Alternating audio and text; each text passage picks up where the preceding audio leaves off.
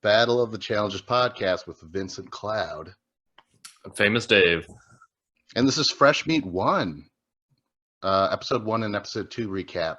We're going back in time, Dave, in honor of its appearance on Netflix.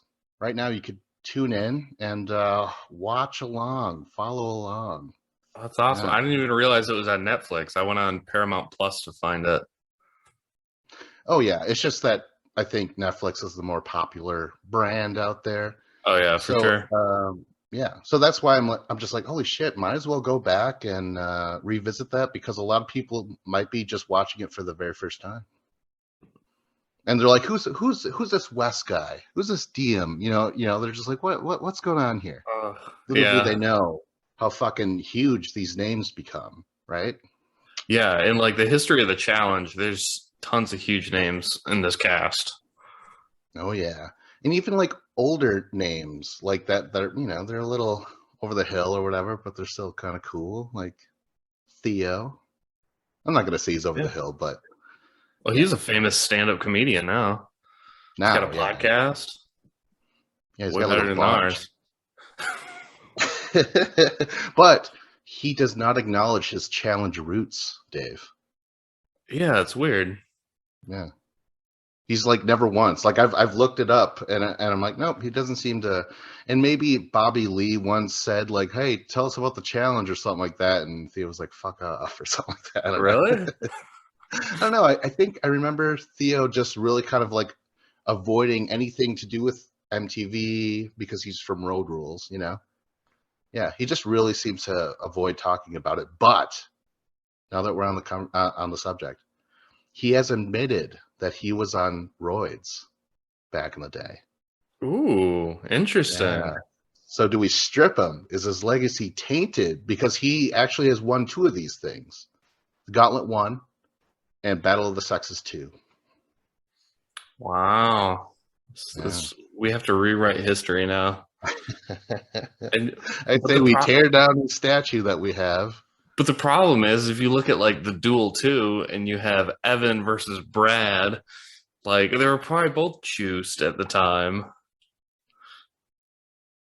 I think if anything, Brad's juiced now. Did you see him in All Stars? He 100% is. He looks like unhealthy. How much mass he's putting on. It's just the beard. You're beard biased. No. Well, anyways, hey guys, guess what? We're gonna travel back in time. I don't remember when Fresh Meat 1 came out at all, but we've gone to appreciate this show so much. And I would say Fresh Meat 1 is the dawning of a new age of the challenge, because Fresh Meat is failed real world contestants or auditions. You know, they wanted to be on the real world, and when Road Rules was canceled, that's when the challenge was like, oh shit. Well, who are those guys that didn't have the personality to be in a house, but they were kind of physically fit? Bring those guys in. Yeah. Okay. Yeah. And it forever changed the challenge, because these people are going to become great kings, great tyrants of the challenge. You know, they're really going to control a lot of shit. So this is the dawning of a new era right here. So let's get into it. I did feel like when I watched it, and just at the beginning, like looking at them introducing all of these new characters and all these new people that we've never seen before, it seemed like such a different era, because everybody was just like, well, I'm 19 or I'm 20, I'm 21. They seem like kids who are like college students on, you know, their summer break. And they're like, yeah, I got nothing to do over the summer, so we're going to do this. And like now, like, there ain't, when they have the cast and there's new people on there, ain't none of them been to college. Like, I don't think half of those people even been to high school. They seem so stupid. Yeah, that's it's a very real thing. I assume I'm not being biased because I know Diem and I know Kenny. You know what I mean? And I just always thought that these guys were better characters. They were more fleshed out. So I hopefully I'm not. I might be. Who knows? Maybe people who are like age appropriate who are watching the show, they're like, these people are fucking giving you so much on screen, but you interpret it as duh. You know what I mean? So who Yeah. knows? Like, when it's like, oh, we have a new cast member and it's Huey, and I'm like, all right, like he's got some personality, I guess, but this doesn't quite do it for me. And then when it's like some of the I like now it's like they're just trying to like, well, we have all these US stars, so now we just need to find people who are from Romania or Sweden, or they're just like, I don't know. I feel like they're not casting the best available people out there. I don't Yeah. know. At least ever Yeah. since War of the Worlds or whatever one, when it was like US versus UK, and they just started to like, oh, let's find some British people and throw them on there. Yeah. They're just like, is he interesting? Well, he's foreign. You know, that's Mm-hmm. like how I describe Kyle. Like, is he Yeah, cool? Is he? It's like, yeah, he's kind of a piece of shit, but hey, he's got an accent.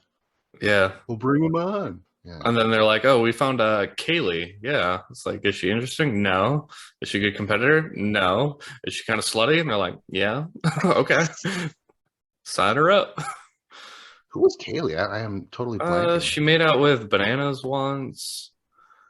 She had like dark hair and she was tan, and she was involved in like some of the bullying stuff with like her and Amanda and throwing shit over the balcony. Oh shit! Oh my gosh. Okay. Do I I need thought to it was Google her Natalie. for you? No. Yeah. I need to know. I need to know. But while we say this, though, they're in Australia for the first and only time. I don't know what's up with that, but the challenge, yeah, they've only done Australia one time. One and done, I guess. Maybe they're just like, fuck this. Fucking, it's crazy here. Everything's trying to kill you here. Oh, Remember shit. her? That's right. Yeah, well, the thing is, there's so many rookies that never come back nowadays, you know? Yeah, for Yeah. sure. Okay, god damn it. Let's get into the actual episode, Okay. right? Sorry, um I sidetracked the entire conversation.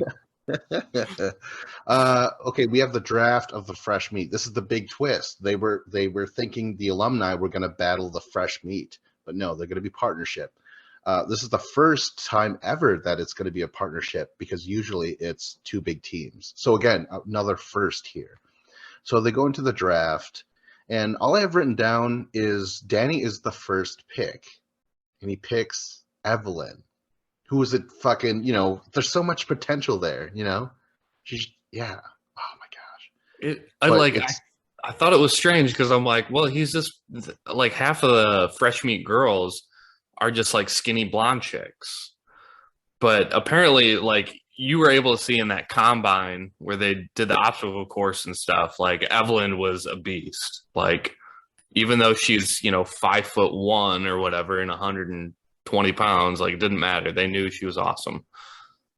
yeah, and it's great to see Evelyn just saying, like, I'm not surprised. I don't mean to be cocky, but it's like, I'm very good. You know what I mean? And she's like, I assume I'm going to be taking over this thing, And I'm like, Yeah. oh, Evelyn, not this season, and not even next season. You won't even be on the duel, which is a shame. She's never been on a duel. That's a crime. Yeah, that But is. yeah, but she will really show what she's worth in Inferno 3. So, Hmm. out of all the draft things, were anything else that kind of stood out to you at all? Um, Nothing too much. I like. Really? I would say, Wes, you knew Casey did bad. Why did he choose her anyways? What are your thoughts on that? I don't know. I think maybe he thought that maybe she'd be able to run because she's just like a skinny girl. Maybe she'll be able to run, but like I don't remember. I don't remember the order. You'd have to run through the order. And like, who else could he have picked? Okay, well, who was left was Diem, Lynette. Yeah, both of those would have been better choices. But Either way, yeah. it's probably like Wes. He's kind of has an ego, so he might have just thought like, I'm gonna pick the worst girl, and So I can berate her to her face, which he does. oh yeah. I mean, Remember, he's like, you're basically useless. You can't do a push-up. Don't talk to those people because they're gonna see right through you and know that you are nothing. You know what I mean? Like he was saying Don't all the talk to shit. anyone about any. Yeah. Don't talk about your game. You can't let them know. Oh my god! And that's the other thing. For both episodes, after each episode airs, they show some behind the scenes extra. Have you seen that stuff? No. No. Well, in each episode, it's Wes coaching Casey and like talking to Casey. You know what I mean? The first one ends with him basically trying to shield him away from or her away from Coral, and Coral's like, "Oh my god, you're terrible" and shit like that. He's like, she knows. You know what I mean? And then the second episode is Wes telling Casey because they're blindfolded coming back from the exile, and he's like, "Tell them that we had to eat kangaroo parts." You know what I mean? Like lie to them and shit like that. So yeah, that whole thing was cool. I like that. Is Wes is the origin of the coming back from exile and lying about what happened there? Oh shit! Yeah. Like in Fresh Meat 2, when they start doing it, I'm just like, I just thought it was so stupid. I'm like, there's no winning. I'm like, don't lie about it because then people are gonna find out eventually, and then it's gonna work against you.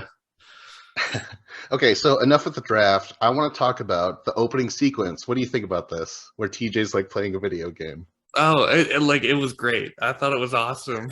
It's got the corny theme music. It's got all of the players on there, and it's like, you know, playing Tony Hawk Pro Skater or something. You know, you got the different characters you can play as.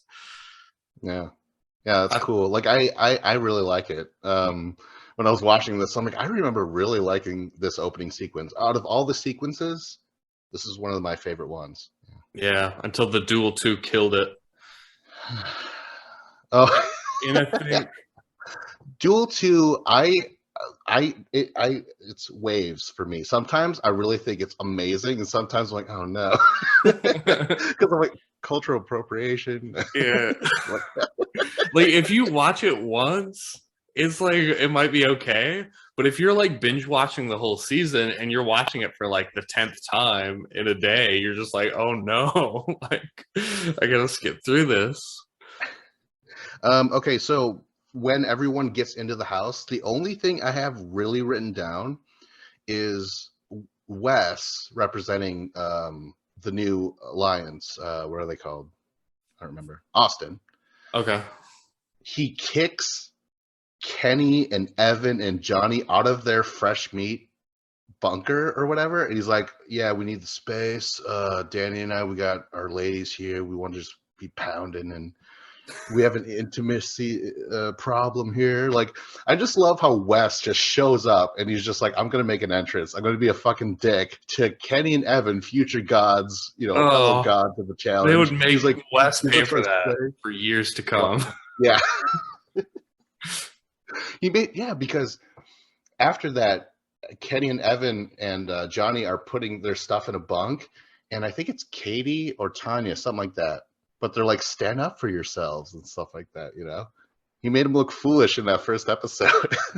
I don't even remember that scene, but yeah, I'm sure Kenny and Evan were just talking shit about him behind his back, like, fuck that guy. Yeah. Okay, so you want to talk about the mission itself? Because sure. if I'm passing stuff that you want to bring up, just go ahead and say like, oh no, I want to talk about this. I barely remember the episode. I watched it like 4 days ago, and it's all right. That's fine. It's called Stuck on Me. You're gonna be back to back. You're gonna be 80 stories high, so about like 1,100 feet tall, something like that. And you're gonna walk out on 25-inch balance beam. Turn around, completely around, come back. And that's fine. But one thing I did notice is that they're going to randomly choose a team to come up with the order like right away, which is kind of messed up because it's going to be Coral and Evan, and that they're just going to keep riding this fucking thing. What, for how many episodes? Basically, like 8 episodes in a row, something like that, right? Well, they're going to be winning like crazy. I mean, yeah, but I don't think it was just because they won that random drawing. It didn't. Yeah, but it didn't hurt, you know. Yeah, I guess, but like they were gonna dominate no matter what. Like Coral They got is, to go last. yeah, but on like a balance beam thing, you just need to have good balance. It's not like it was like a weird puzzle or something. All right, fine.